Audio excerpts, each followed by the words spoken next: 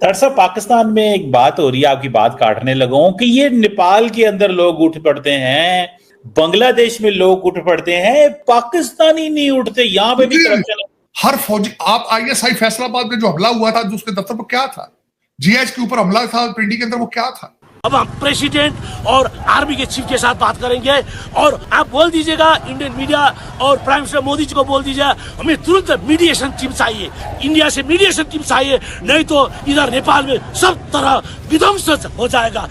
तो यहाँ पर भी सर इस तरह से कभी आपको लगता है कि पब्लिक बाहर आएगी और करप्शन के खिलाफ शोर मचाएगी और बाकी चीजें जो यहाँ पर गलत हो रही हैं उसके लिए आपको लगता है कभी हमारी यूथ बाहर आएगी, कुछ नेपाल से सीखकर हमारे लोग भी बाहर आएंगे और जरा इन लोगों को सीधा करेंगे जिन्होंने मुल्क का बेड़ा गर्क करके रखा? नेपाल की यूथ ने, नेपाल के जेनजी ने पार्लियामेंट को आग लगा दी, सुप्रीम कोर्ट को आग लगा दी और प्राइम मिनिस्टर ओली को उठाकर बाहर फेंक दिया। आपके दुश्मनों की प्रॉक्सी, उनके एक लीडर ने आज किसी दूसरे कंट्री से बैठ के ट्वीट किया है, उसने कहा बांग्लादेश की कौम उठ खड़ी हुई, आज नेपाल की कौम भी उठ खड़ी हुई, पाकिस्तान की अवाम कब खड़ी हुई? दोस्तों, नेपाल में आम जनता ने सत्ता को उखाड़ फेंका है, जिससे पड़ोसी देशों में भी हलचल बढ़ गई है।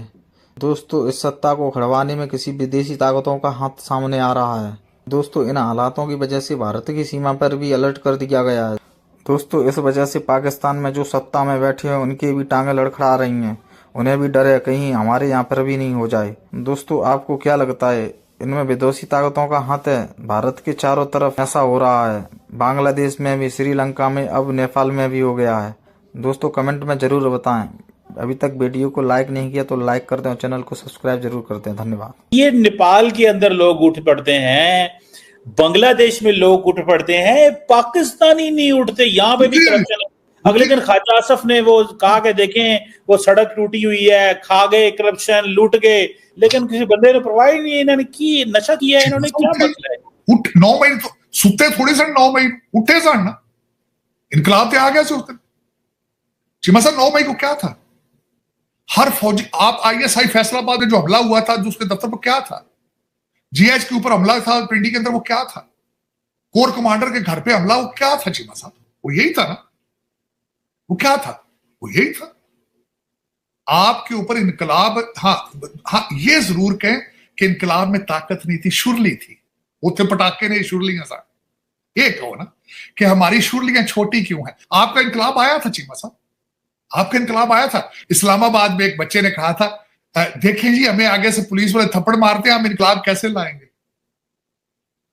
पता नहीं कुछ शीमेल सी या पता नहीं बच्चा मेल सी या फीमेल सी या शीमेल सी, कहता है अबू जी देखिए ना, ये मुझे पुलिस वाले थप्पड़ मारते हैं, हम इनकलाब कैसे लाएंगे? थोड़े इनकलाब की शक्ल है वो तो गोलियां खाने ने भाजी सीने आते।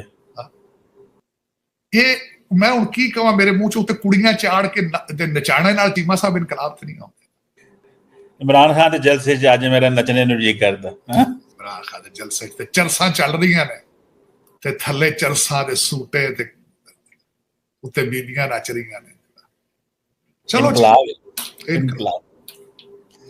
चीमा साहब, नहीं, मैं इन लोगों से जो चंद आवारा बच्चों को मैं ये कहूंगा, अपने डीएनए रिसर्च करो, खुदा जाना रिसर्च करो, देखो कि तुम्हारे आबाओ अजदाद फॉरेन इन्वेडर्स के सामने किस तरीके से, किस स्टाइल से लेटते थे।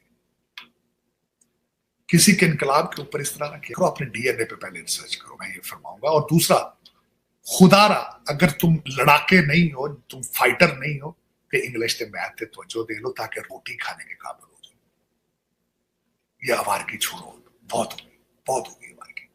खुदारा तरस करो, अपने आप पे तरस करो। मैं कहता हूँ ना, कहते मेरा बन ना बन, अपना तो बन, अपना से कुछ कर लो। बल्कि नेपाल में तो चीमा साहब जो रेवोल्यूशन नहीं था, वो तो एंटरटेनमेंट की जंग है। वो किस तरह एंटरटेनमेंट की जंग है सुना है? वो बच्चे जिससे मैंने ज्यादा देखा, वो कहते साडा इंटरनेट क्यों बंद किया? साहब तो शिकायत ही है, दे ले आप। उनका इंटरनेट बंद कर दिया जाता था, यूट्यूब और ट्विटर, वो कहते वो बोर हो गए सब बच्चे। चीमा साहब, आज मैं बंद इस चीज पे करना चाहूंगा। किसी ने नेहरू से पूछा था, नहीं, गांधी साहब ने एडवाइस की थी नेहरू साहब को कि तुम मिडिल क्लास या लोअर मिडिल क्लास को खुश रखना चाहते हो तो 2 चीजों की प्राइस कंट्रोल करके रखो। साइकिल महंगा नहीं होना चाहिए क्योंकि गरीब आदमी की सवारी है, और सिनेमा का टिकट नहीं महंगा होना चाहिए क्योंकि एंटरटेनमेंट। और यहीं पे नेपाल में तो लगता मार खा गया, यूट्यूब तो ट्विटर बंद किया, बच्चे बोर होकर सड़कों पे आ गए। देख लें उनको इंटरनेट बच्चे एंटरटेनमेंट फील कर गए बच्चे माइंड कर गए एंटरटेनमेंट रेवोल्यूशन। और ये पाकिस्तान के अंदर भी प्रॉब्लम यही है। मैं अर्ज करना चाहूँ किस तरह आप देख लें मुर्शिद पाक का हर जलसा इस तरह होता था जिस तरह लगी रानी सर्कस। सही है। मुझे ये बताइए कि जो नेपाल में जो कुछ हो रहा है उसको आप किस तरह से देख रहे हैं, इसलिए कि वहाँ की गवर्नमेंट चेंज हो गई, वहाँ के स्टूडेंट्स और यंगस्टर्स बाहर निकले, उन्होंने जो सोशल मीडिया बैन किया था ये सब किया था, और अब तो मोदी जी ने भी तारीफ कर दी, उन्होंने कहा ठीक है इनका प्राइम मिनिस्टर गया सो गया। तो इस चेंज को आप कैसे देख रहे हैं, इसलिए कि इनके तो बॉर्डर भी साथ हैं और इनमें तो आपस में कुछ खास बॉर्डर बंद भी नहीं है, तो क्या लगता है आपको कि क्या होगा आगे? मैडम होना क्या है, जेन जी छाई हुई है बांग्लादेश के अंदर, इधर उधर ये वो दाएं बाएं, ठीक है ना जी। तो क्या उसे बोलते हैं, ये चीज जो है ना, ये जो हो रहा है वहां पे, ये ज्यादती है इस सेंस में कि लोगों को इस तरह मारना, घर जलाना, ये कोई प्रोटेस्ट नहीं है। प्रोटेस्ट के बड़े फार्मूलाज हैं, और जो हुकूमत ने 19-20 मार दिए हैं, they could have avoided this, we can't say this के दैट वाज राइट। लेकिन ये जो प्रोटेस्ट मॉब होता है इधर, फिर मैं आपको एक मैडम यहाँ पे खुश हो जाना चाहिए आपको, आपके मुल्क का जो सिक्योरिटी अपरेटस है ना वो तगड़ा है। लेकिन सर ऐसा कुछ चेंज सर पाकिस्तान में भी जरूरत है। जो करप्शन पाकिस्तान में भी सर करप्शन बहुत उरूज पर है, और यहाँ पर भी बड़े हाई लेवल पे करप्शन की जाती है, और हर जगह सिर्फ पॉलिटिशियंस में ही नहीं, कई हमारे वो आसिम सलीम बाजवा और कौन कौन सारे लंबी लिस्ट है। देखिए मैडम, मैं तो ये जाती तौर पे समझता हूँ, ट्रस्ट मी, पाकिस्तान में ये इनकलाब नहीं आता। वो आपने देख लिए बड़े से बड़ा लोग, जब पीक थी ना इमरान खान को जब निकाला गया तो पीक थी, तो 1.25 लाख बंदा इधर इस्लामाबाद में इकट्ठा हुआ था, हाइट ऑफ दी मतलब जो पॉलिटिकल मोबिलाइजेशन।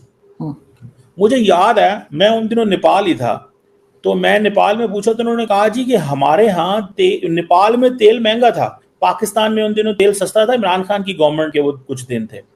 तो मैंने वो कैलकुलेट किया, मैंने वहां बंदे से पूछा तो उसके हिसाब से पाकिस्तान में तेल महंगा था, नेपाल में सस्ता बिक रहा, नेपाल में महंगा था, पाकिस्तान में सस्ता बिक रहा था। फिर क्या हुआ, IMF और वो सारा आ गया। मुझे याद है महीने 2 के अंदर पाकिस्तान में 100 रुपए लीटर पे तेल बढ़ गया, यानी कि 150 से 250 हो गया।